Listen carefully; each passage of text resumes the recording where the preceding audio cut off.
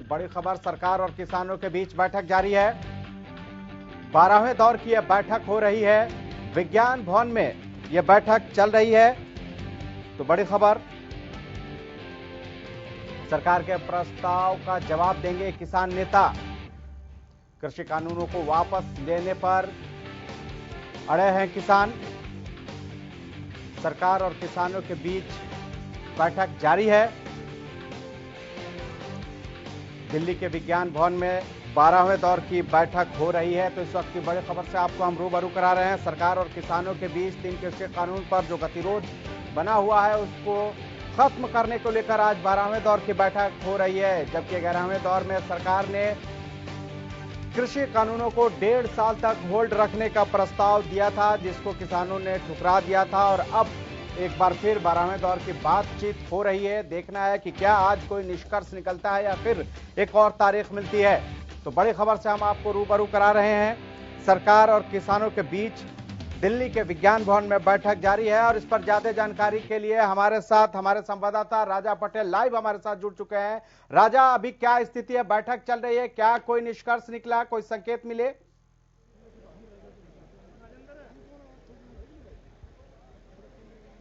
राजा, आपको मेरी आवाज मिल रही है? जी खालिद जी, सवाल यह है कि जिस तरह से यह बैठक चल रही है, 12वें दौर की बैठक हो रही है, क्या कोई संकेत मिले कि आज कोई समाधान निकलेगा या फिर तारीख मिलेगी?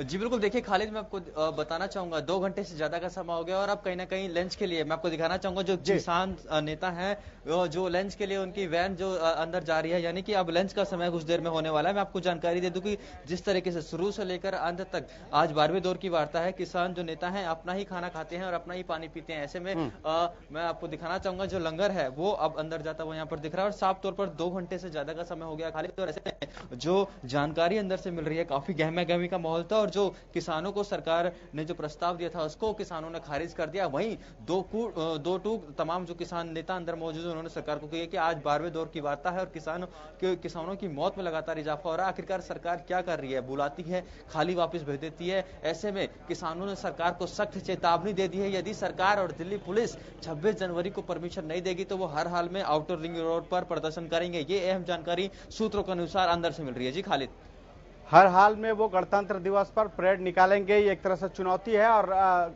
इसको लेकर बैठक भी हुई लेकिन कोई बात नहीं बनी है। लेकिन राजा पटेल, सवाल यह है कि आज 58 दिन हो गए लेकिन समाधान का कोई भी जो आस है वो दिखाई नहीं दे रहा है। ऐसे में सवाल यह है कि अब कितने दिनों तक और आंदोलन करते रहेंगे किसान? कैसे समाधान निकलेगा? क्या इसको लेकर कोई चर्चा हुई अंदर, या फिर जिस तरह से एक प्रस्ताव उन्होंने 1.5 साल के लिए जो प्रस्ताव दिया था, क्या उसको बढ़ाने को लेकर भी कोई चर्चा हुई है?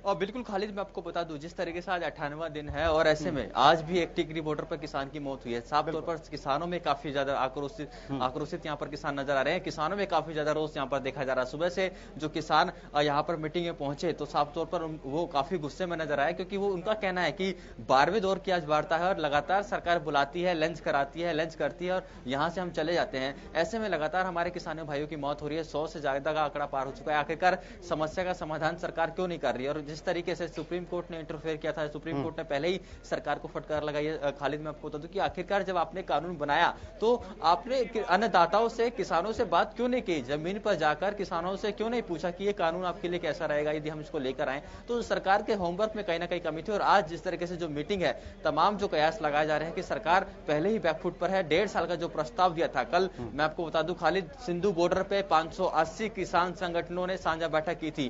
तमाम जो किसान संगठन उन्होंने बैठक की थी और जो सरकार का प्रस्ताव था उसको लेकर 4 घंटे की महत्वपूर्ण बैठक में विचार किया गया। तमाम किसान संगठनों ने कहीं ना कहीं इसको खारिज कर दिया और वही बात यहां पर हुई। पहले के जो 1 घंटे थे साफ तौर पर उसमें काफी गहमा गहमी का मीटिंग में माहौल देखा जा रहा है, क्योंकि अंदर से जो जानकारी मिल रही है कि काफी ज्यादा किसान गुस्से में। और साफ तौर पर आज सरकार को 2 टूक उन्होंने ये बात कही है कि यदि आप लोग 26 जनवरी की परमिशन नहीं देते, दिल्ली की जो पुलिस है 26 जनवरी की परमिशन नहीं देते, फिर भी वो आउटडोर रिंग रोड पर प्रदर्शन करेंगे। ये एक चुनौती सरकार के लिए, क्योंकि सरकार लगातार बैकफुट पर, और सरकार लगातार किसानों को समझाने की कोशिश कर रही है कि दिल्ली में अलर्ट है, आतंकवादी हमले की चेतावनी तमाम एजेंसियों ने पहले ही दे रखी है, और ऐसे में यदि कोई हिंसा होती है तो आखिरकार उसका जिम्मेदार कौन है? क्योंकि जिस तरीके से जो कयास लगाए जा रहे हैं कि अब किसान मानने को तैयार नहीं है, लगातार आपने देखा होगा खालिद के अलग अलग जो बॉर्डर से तस्वीर आ रही है रिहर्सल की, और किसान नेता लगातार ये कह रहे हैं कि हम हर हाल में दिल्ली कूच करेंगे और प्रदर्शन करेंगे। तो अब देखने वाली बात होगी कि आगे के जो घंटे रहने वाले हैं, आगे की किस तरीके की बैठक रहती है अंदर,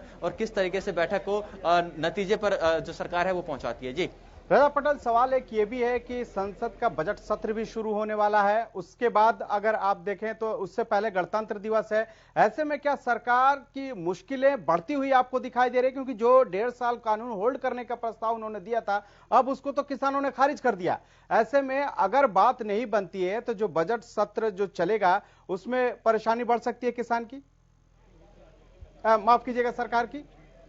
बिल्कुल खालिद, परेशानी बिल्कुल खालिद, मैं आपको बता दूं कि साफ तौर पर सरकार की परेशानी बढ़ने वाली है। मैं आपको बता दूं कि आज कांग्रेस की भी मीटिंग चल रही है, वीडियो कॉन्फ्रेंसिंग के जरिए सोनिया गांधी मीटिंग ले रही है, और साफ तौर पर रणनीति बनाई जा रही है कि सरकार को किस तरीके से घेरे, और साफ तौर पर जो अहम मुद्दा है उसमें किसान आंदोलन है। तो ये एक बड़ी बात है, जिस तरीके से लगातार विपक्षी पार्टियां लगातार सरकार को घेरने में लगी हुई है। और दूसरी तरफ हरियाणा की बात करें, आप देख सकते हैं हरियाणा में राजनीतिक हलचल किस तरीके से है। सबसे ज्यादा जो प्रदर्शन, सबसे ज्यादा जो विरोध देखा जा रहा है वो हरियाणा में देखा जा रहा है। तो ऐसे में जिस तरीके से संसद का बजट सत्र आने वाला है, इसको लेकर सरकार को कहीं ना कहीं कांग्रेस की और तमाम जो विपक्षी पार्टियां हैं अलग अलग राज्यों की, वो घेरने की कोशिश करेंगे। और साफ तौर पर जिस तरीके से सरकार बैकफुट पर आई है 11वें दौर में, जिस तरीके से कृषि मंत्री ने 1.5 साल का प्रस्ताव दिया है। पहले जो सरकार के मंत्री ये कहते थे कि दो राज्यों का, 3 राज्यों का ये प्रदर्शन है, ये तमाम जो देश के किसान है वो शामिल नहीं है। और जैसे में जिस तरीके से जो समर्थन किसानों को मिल रहा है, सरकार बैकफुट पर नजर आती है। देखने वाली बात होगी कि आज शाम तक किस तरीके से यहाँ पर डिसीजन निकलता हुआ सामने आ रहा है। जी शाम तक का इंतजार होगा कि आखिर किसान और सरकार के बीच जो बैठक चल रही है उसमें किस तरह के नतीजे आ रहे हैं। लेकिन सवाल यह भी है राजा पटेल की, लगातार जिस तरह से किसान धरने पर बैठे हुए हैं, आंदोलन कर रहे हैं, डटे हुए हैं, वो कह रहे हैं कि तीनों कृषि कानून जब तक सरकार वापस नहीं लेगी तब तक वो वापस नहीं जाएंगे।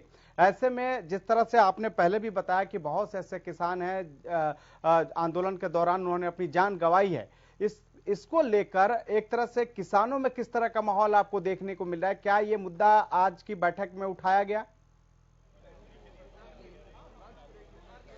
जी बिल्कुल खालिद, जो जानकारी मिल रही है अंदर से कि ये मुद्दा सबसे पहले उठा, क्योंकि जो किसान नेता है, कल भी हमारी किसान नेताओं से बात हुई और आज भी जो किसान नेता मीटिंग से पहले एंटर कर रहे थे, कहीं ना कहीं उनसे हमारी बात हुई, तो साफ तौर पर उन्होंने सबसे ज्यादा फोकस किया कि किसानों की मौत का आंकड़ा बढ़ रहा है, ये एक चिंता का विषय है। उन्होंने देश के प्रधानमंत्री को यहाँ पर घेरा, तमाम जो मंत्री है, मुख्यमंत्री उनको घेरा कि किसी ने भी आज तक एक जो किसान की मौत हुई, एक भी किसान को लेकर संवेदना व्यक्त नहीं की। ये एक बहुत बड़ी बात है खालिद। देश के प्रधानमंत्री कंगना रनावत को लेकर ट्वीट करते हैं, अलग अलग उनको लेकर ट्वीट करते हैं, पर अन्नदाताओं के लिए उन्होंने ट्वीट नहीं किया, ऐसा किसान नेता कह रहे हैं। तो ये एक काफी ज्यादा गुस्सा कहीं ना कहीं किसानों में है कि किसी भी मंत्री ने, किसी भी सांसद ने आज तक संवेदना व्यक्त नहीं की कि इतनी मौत का आंकड़ा बढ़ रहा है, ठंड, कड़ाके की ठंड पड़ रही है, किसानों को कि जो मौत का आंकड़ा है, पर किसी ने कोई शौक व्यक्त नहीं किया। तो उसको लेकर साफ तौर पर किसानों में गुस्सा है, और वो गुस्सा मीटिंग में भी साफ तौर पर देखने को मिल रहा है। जिस तरीके से जो जानकारी मिल रही है, सबसे ज्यादा आज किसान गुस्से में नजर आ रहे हैं। और साफ तौर पर जो अब जानकारी मिल रही है कि जिस तरीके से जो प्रस्ताव को किसानों ने खारिज कर दिया, उसके बाद 15 मिनट का ब्रेक भी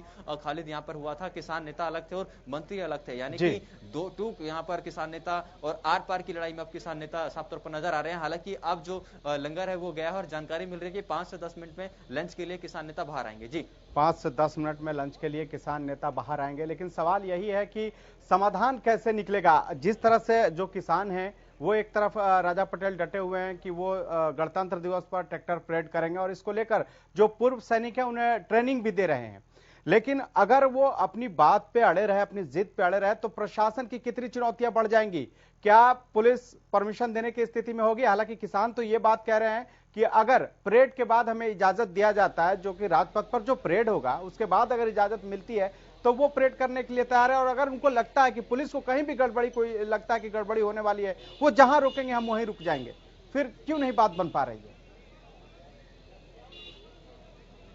और वाकई में खालिद लगातार किसान जो नेता हैं वो ये कह रहे हैं कि हमारी आपकी जो परेड जो खत्म हो जाएगी उसके बाद हमें परमिशन दे दीजिए। हम चाहते हैं कि हम फ्लैग को देखें, राष्ट्रीय ध्वज ध्वज है जिस दिन फहराया जाएगा लाल किले पर उस दिन देखें। और खालिद मैं अपने दर्शकों को बताना चाहूंगा जो आउटर रिंग रोड की किसान मांग कर रहे हैं उसके बारे में मैं थोड़ी जानकारी देना चाहूंगा। Outer ring road Sindhu border से 10 किलोमीटर की दूरी पर आउटर रिंग रोड है और वो उसके बैक साइड में मैं आपको बता दूं कि राजपथ का एरिया आता है, उसके बैक साइड में लाल किले का एरिया आता है। तो इसलिए जो किसान नेता है वो लगातार आउटर रिंग रोड की मांग कर रहे हैं। वो ये कह रहे हैं कि हम आगे नहीं जाते फ्रंट पे नहीं जाना चाहते, हम बैक से ही अपने राष्ट्रीय ध्वज को देखना चाहते हैं। हम भारतीय नागरिक हैं, हमें भी पर्व मनाना है, हम कोई हिंसा नहीं करेंगे, हम कोई तनाव की स्थिति पैदा नहीं करेंगे। जहां हमें पुलिस बोलेगी हम वहां रुक जाएंगे। आखिरकार उसके बावजूद पुलिस